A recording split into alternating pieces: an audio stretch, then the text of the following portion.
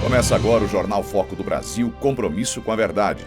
Muito prazer, eu sou o Leonardo Miller e a partir de agora estaremos juntos nesta primeira edição. E sempre às 8 da noite, a segunda edição é comandada por Cleiton Basso.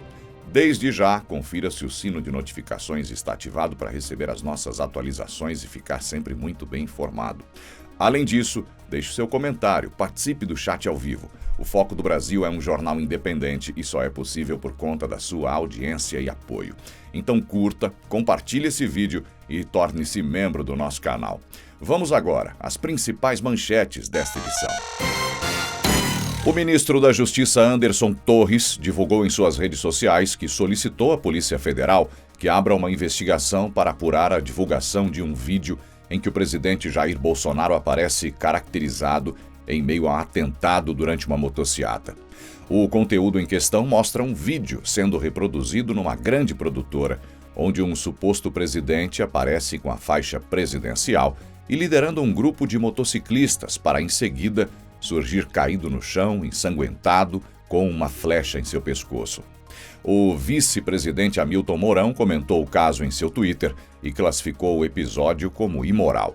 De acordo com a apuração do jornal Poder 360, a Rede Globo negou, via assessoria de imprensa, que as imagens da produção sejam da empresa. A emissora informou se tratar de um filme do cineasta Rui Guerra, chamado A Fúria, que encerrará uma trilogia iniciada com Os Fuzis, de 1964, e A Queda, de 1978. O Canal Brasil, no qual a Rede Globo tem participação acionária, tem uma participação de 3,61% nos direitos patrimoniais do filme. Embora tenha participação acionária no Canal Brasil, a Globo informou que não interfere na gestão e nos conteúdos do canal.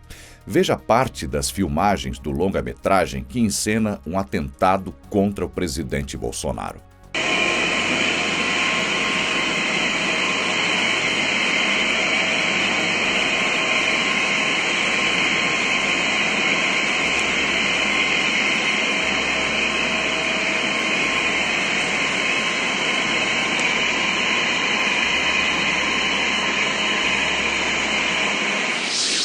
A cantora Anitta reiterou que irá votar em Lula por ter maiores chances de vencer Jair Bolsonaro nas eleições. A cantora ainda assim deixou claro que não irá autorizar os membros do PT a usarem a sua imagem para fins políticos. Ela deixou claro que não é petista, mas que votará em Lula apenas contra o que ela chamou de Voldemort, uma alusão ao principal vilão da saga Harry Potter. Lula também usou suas redes sociais para responder a Anitta, dizendo que mesmo quem não gosta do partido está ao lado do PT, e ela é uma dessas pessoas. Dados da Agência Nacional do Petróleo, Gás e Biocombustíveis apontam que o preço médio da gasolina caiu 6,4% nesta semana nos postos de combustíveis do Brasil. O valor encontrado pelos motoristas nas bombas, em média, foi de R$ 6,07 por litro, contra R$ 6,49 da semana passada. O atual preço representa uma queda de 17,8%, ou seja, R$ 1,32 por litro, desde que os impostos começaram a cair nos estados. No entanto, a expectativa do governo federal é chegar a uma queda acumulativa de R$ 1,55 por litro. O levantamento da ANP ainda mostra que o litro mais caro da gasolina foi encontrado em Tefé, no Amazonas, a R$ 8,10. Por outro lado, o valor mais barato foi localizado em Macapá, no Amapá, custando R$ 5,15 o litro. Outros combustíveis, como etanol e diesel, recuaram 2,4% e 0,66% por litro, respectivamente. E poucos dias após o vazamento das imagens de uma simulação de atentado contra o presidente Bolsonaro, a deputada Carla Zambelli compartilhou um vídeo do comentarista Luiz Ernesto Lacombe. Nele, Lacombe enumera diversas atitudes da oposição que buscam demonstrar que não existe discurso anti-violência na esquerda, mas justamente o contrário. O vídeo de cerca de 3 minutos aponta diversos acontecimentos que remetem a 2018, quando Bolsonaro sofreu a facada. E nas redes sociais, alguns simpatizantes de esquerda lamentaram que ele tivesse sobrevivido. Veja o que Lacombe disse. Quem inventou o nós contra eles? Quem faz questão de nos dividir com um papinho mole de união, fraternidade e solidariedade? Homens e mulheres, homossexuais e heterossexuais, brancos e pretos, magros e gordos? Quem politiza tudo, até uma pandemia? Quem abriu guerra contra a autonomia médica? Quem rasgou a Constituição fingindo combater uma doença? Quem assassinou as liberdades, o direito de ir e vir, o direito ao trabalho? Quem monta palanque em velórios, em enterros? Contam os mortos com indisfarçável entusiasmo, não todos, só aqueles que interessam, que servem a uma narrativa esdrúxula. Apontam o dedo, insistem, acusam. Nazista, fascista, genocida, é tudo culpa dele. Mandou matar Marielle Franco, Dom Phillips e Bruno Pereira. Mandou matar os coitadinhos que sequestram, assaltam, roubam celulares. São meninos, não importa a idade que tenham. São vítimas da sociedade. E os bondosos de Araque estão todos com eles. São cúmplices, são parceiros de crime. A camisa vermelha, modelo cubano, microfone na mão e um pedido. Palmas para alguém acusado de tentativa de homicídio. E a facada não foi facada, ou foi, mas infelizmente falhou. Adélio não era do PSOL, um louco apenas, agiu sozinho. Vale cuspir, esfregar a cara do presidente no asfalto quente, jogar futebol com a cabeça dele, torcer para que Bolsonaro morra de Covid, com um tiro no peito, enforcado, na guilhotina. É tudo por um mundo melhor. Invasão de propriedade privada, de igreja, ataque ao edifício de uma ministra do Supremo, bandeiras brasileiras rasgadas e queimadas, cinegrafista morto por um rojão, torcida pelo terrorismo. É tudo por bondade. Quando o MTST grita "vamos incendiar o país" e a CUT responde que "vamos fazer uma guerra civil". É tudo tão fofo quando Benedita da Silva afirma que é preciso derramar sangue. Quando José Dirceu fala que quem não está com eles vai apanhar nas ruas. Quando Gleisi Hoffmann avisa que vai morrer gente. E Mauro Iasi, do PCB, detona. Vamos fuzilar. É tanto ódio bem intencionado, a paixão incontrolável pela censura, pelo banimento, pelo cancelamento, quase uma espécie de assassinato. É uma devoção sem fim à ditadura, à eliminação do contraditório, de quem não embarca em suas ideias já testadas e fracassadas. Os corruptos contumazes e incompetentes históricos estão mergulhados na violência há mais de um século.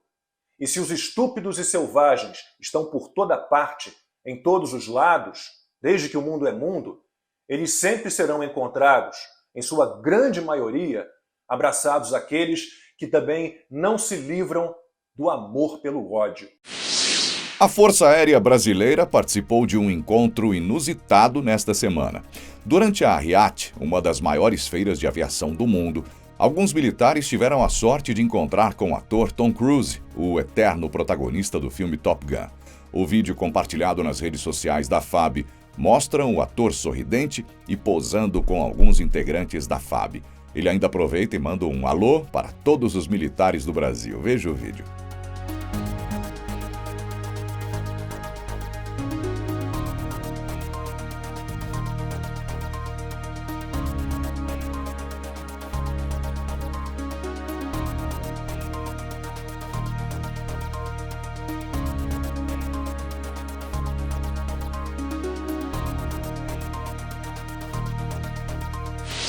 O ex-aliado do presidente Bolsonaro e ex-ministro da Educação, Abraham Weintraub, fez uma live de 1h30 para criticar o evento com embaixadores no Palácio do Planalto. Weintraub, que é pré-candidato ao governo de São Paulo, atacou a palestra de Bolsonaro, quando o presidente pediu transparência nas eleições deste ano. Vale lembrar que há pouco menos de um ano, o mesmo Abraham Weintraub se manifestou contra as urnas eletrônicas no Twitter. Na rede social, o ex-ministro disse em julho de 2021 que também queria provas de que elas eram confiáveis.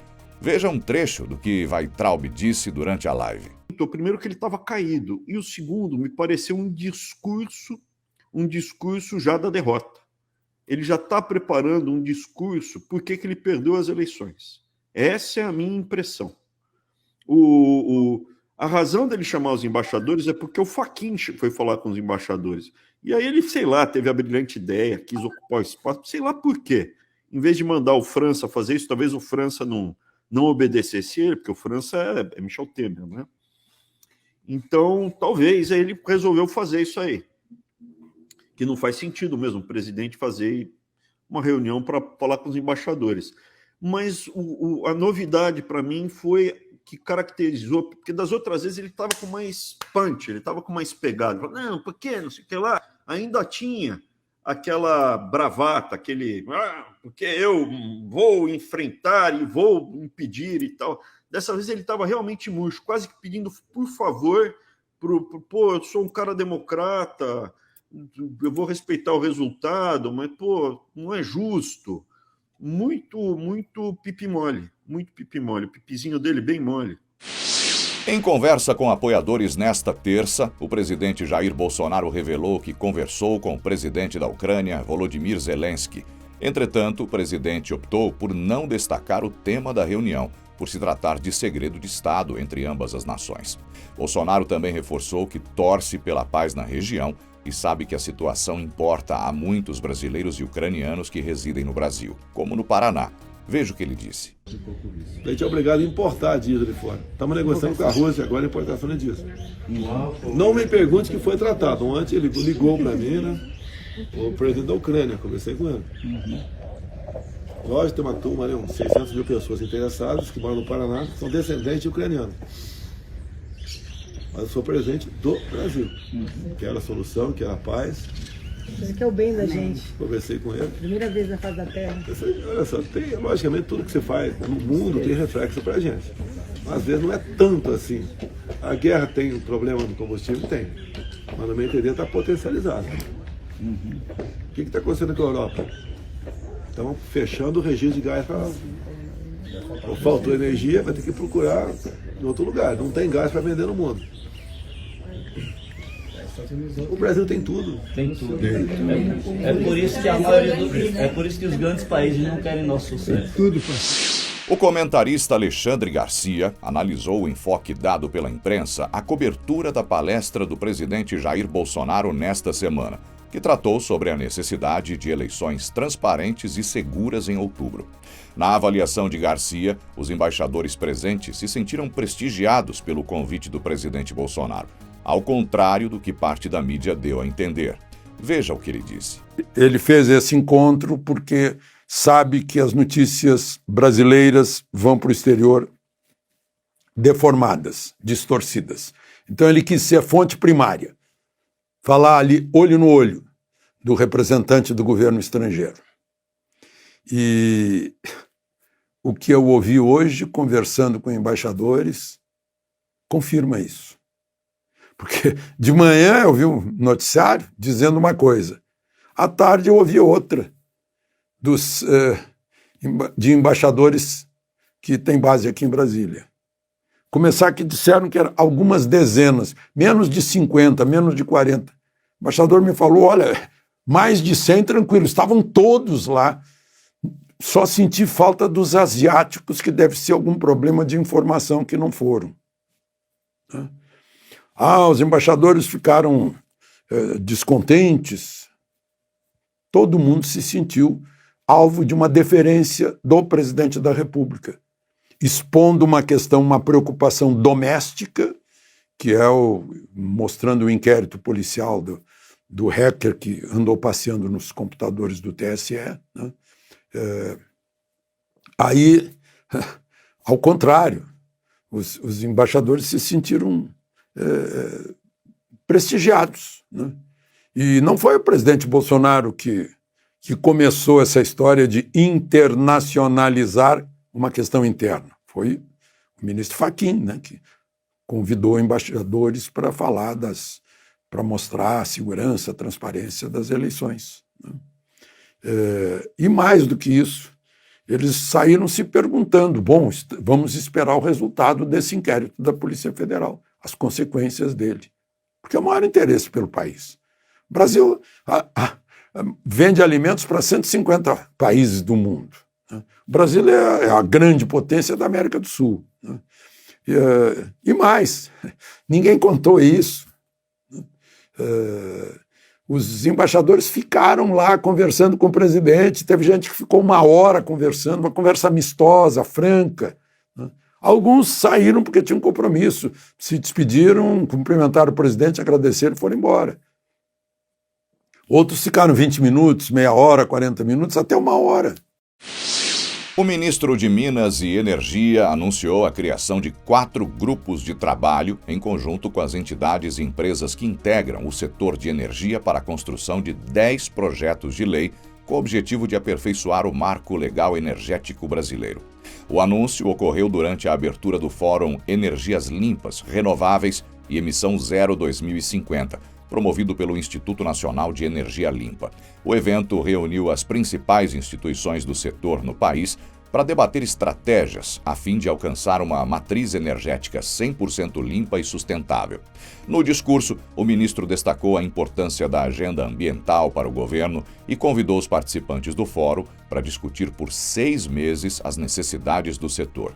De acordo com o ministro, serão formados nos próximos dias 4 grandes grupos: mineração, óleo e gás, planejamento energético e energia. Nesta quarta-feira, uma pesquisa do Poder Data mostrou que reduziu a distância de Lula sobre o presidente Jair Bolsonaro na eleição para a presidência. No primeiro turno, o petista registra 43% contra 37% do presidente Jair Bolsonaro. Lula aponta uma queda de 1% nas intenções de voto, enquanto Bolsonaro segue subindo constantemente, se aproxima dos 40%. Essa é a menor vantagem do ex-presidente desde abril deste ano. Ainda segundo o levantamento, a distância entre os dois pré-candidatos no final de junho era de 10 pontos percentuais. A pesquisa foi feita entre os dias 14 e 17 de julho de 2022, com 3.000 entrevistas por telefone e está registrada no Tribunal Superior Eleitoral. Em tom irônico, o ministro Gilmar Mendes, do Supremo Tribunal Federal, disse que não há como ter fraudes nas urnas eletrônicas do Brasil, principalmente quando se vê que foram eleitas pessoas como os deputados Hélio Negão e Bia Kicis, na esteira da vitória do presidente Jair Bolsonaro em 2018. Segundo o ministro, para rebater o discurso de que o sistema eleitoral brasileiro é suscetível a irregularidades, ele disse num tom de brincadeira que nos casos dos deputados e de outras coisas que foram eleitas, até gostaria que se encontrassem inconsistências no processo de votação. A declaração de Mendes veio após ser questionado por um jornal de Portugal sobre como ele avaliava as críticas de Bolsonaro às urnas eletrônicas feitas em reunião com um grupo de embaixadores. O Mercosul anunciou nesta quarta-feira a conclusão das negociações do Acordo de Livre Comércio com Singapura, informaram os Ministérios da Economia e de Relações Exteriores do Brasil. Além disso, o governo disse que o bloco concordou com o corte de 10% da tarifa externa comum, a taxa de importação de produtos provenientes de fora do bloco. Essa será a primeira revisão horizontal da estrutura tarifária do bloco e é uma vitória do governo brasileiro. O presidente Bolsonaro comemorou no Twitter a redução, que vale para 87% do universo tarifário. Segundo o governo brasileiro, a medida terá impacto positivo no produto interno bruto brasileiro, de 533 bilhões de reais no longo prazo. Além disso, há a perspectiva de redução de até 1% no nível geral de preços ao consumidor. E no culto evangélico em Taguatinga, o presidente Jair Bolsonaro criticou o presidente da Colômbia, Gustavo Petro. Em sua fala, Bolsonaro pediu ao povo que refletisse sobre o que está acontecendo no Chile e começa a ir à nossa Colômbia, a eleição de alguém que não tem Deus no coração.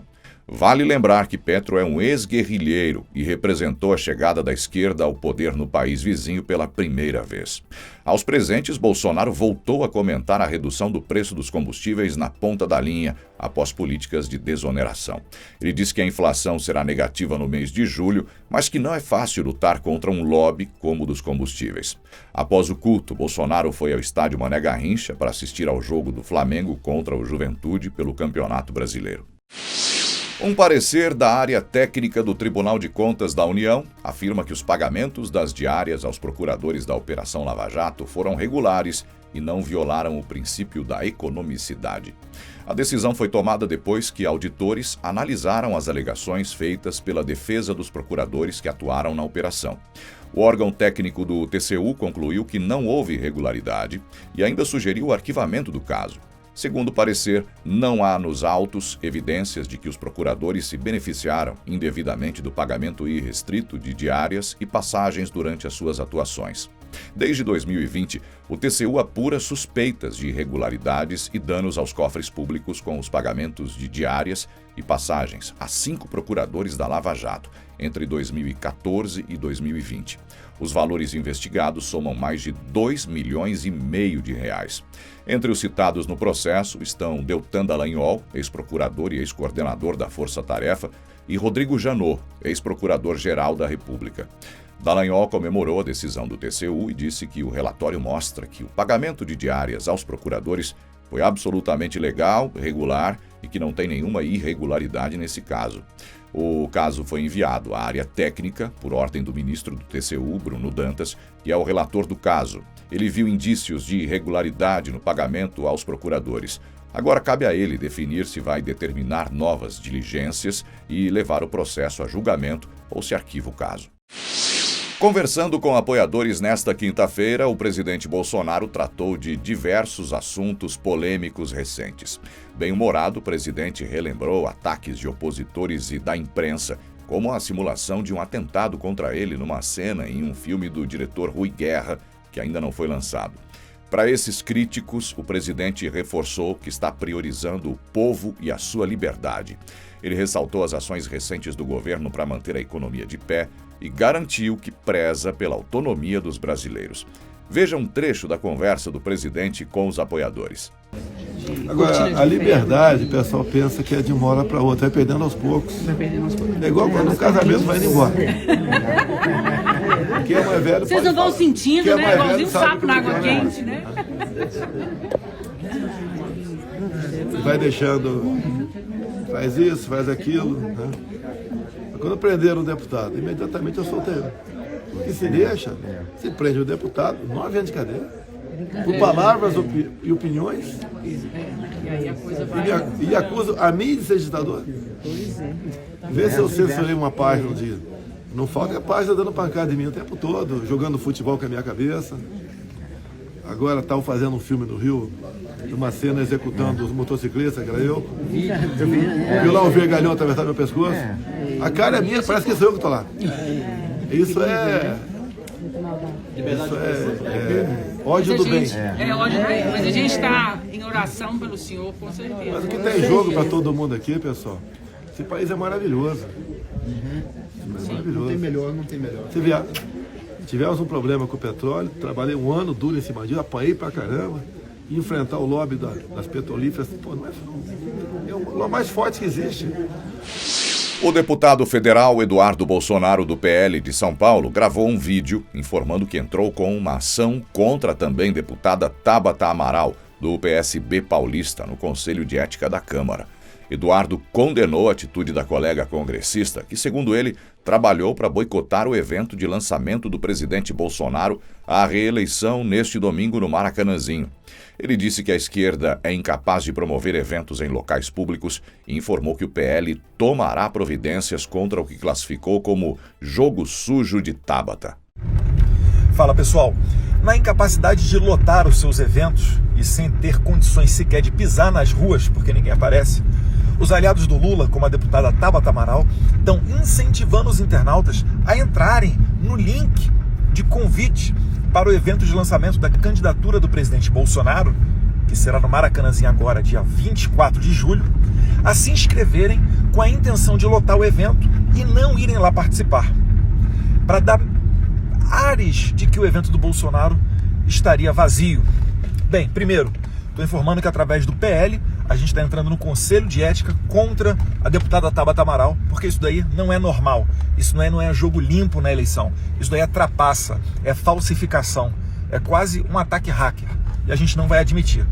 Fora isso, outras providências estão sendo tomadas. E para você que pretende ir no Maracanãzinho prestigiar o presidente Bolsonaro dia 24 de julho, uma boa notícia.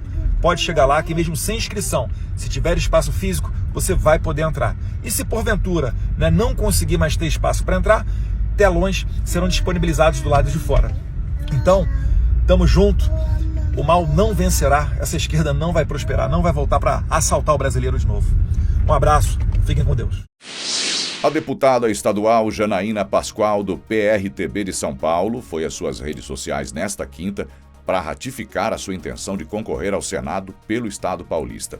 A parlamentar, que participou de maneira ativa do processo de impeachment da ex-presidente Dilma Rousseff, argumentou ter sido a primeira a se apresentar como pré-candidata e disse que a democracia se baseia na liberdade de disputa eleitoral. Ao comentar sobre sua pré-campanha, Janaína ressaltou que trocou um partido grande e rico, o PSL, para ir a uma sigla que a garantiu a sua candidatura e a liberdade de expressão.